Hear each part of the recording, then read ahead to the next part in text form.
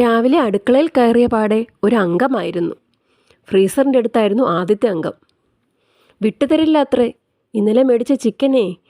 അങ്ങനെ നമ്മുടെ ചട്ടുകൻ ചേട്ടൻ്റെ സഹായത്തോടെ കാര്യങ്ങൾ അങ്ങോട്ട് എളുപ്പമായി. ഐസ് മാറാൻ ചിക്കൻ എടുത്ത് വെള്ളത്തിലിട്ടു. നമ്മൾ തന്നെ ജോലി ചെയ്യുന്നത് ശരിയല്ലല്ലോ, അതുകൊണ്ട് വാഷിംഗ് മെഷീനും കൊടുത്തു ഒരു പണി. അടുത്ത അംഗം ചപ്പാത്തി മാവിനോടായിരുന്നു. സ്റ്റോറിലിരുന്ന സവാള ചേട്ടനെയും വെറുതെ വിട്ടില്ല. തലങ്ങും വിലങ്ങും വെട്ടിക്കണ്ടിച്ച് കഷ്ണങ്ങളാക്കി നുറുക്കി അങ്ങോട്ട് വെച്ചു.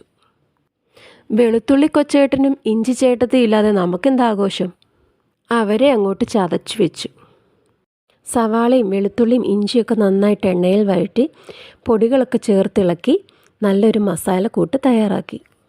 ചപ്പാത്തിയാണ് പ്ലാൻ ചെയ്തതെങ്കിലും പൂരിക്ക് വേണ്ടിയുള്ള മുറവിളികൾ ഉയർന്നപ്പോൾ എന്നാൽ പൂരിയാകട്ടെ എന്ന് വിചാരിച്ചു.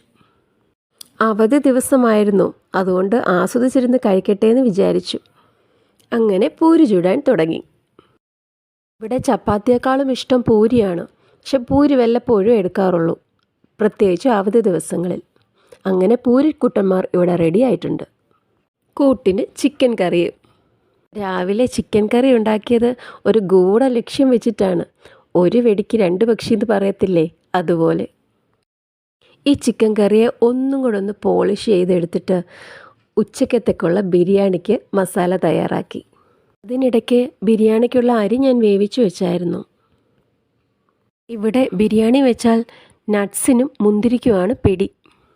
അങ്ങനെ ഓരോന്നും ലെയറായിട്ട് ഇട്ടുകൊടുത്തു. അങ്ങനെ നമ്മുടെ ചിക്കൻ ബിരിയാണി ഇവിടെ റെഡിയായിരിക്കുന്നു. രാവിലെ ചിക്കൻ കറി വെച്ചപ്പോഴേ മനസ്സിൽ വിചാരിച്ചിരുന്നു ഉച്ചക്കത്തേക്ക് ഒരു ചിക്കൻ ബിരിയാണിയും കൂടി തട്ടിക്കൂട്ടണമെന്ന്. വീഡിയോ ഇത്രയേ ഉള്ളൂ.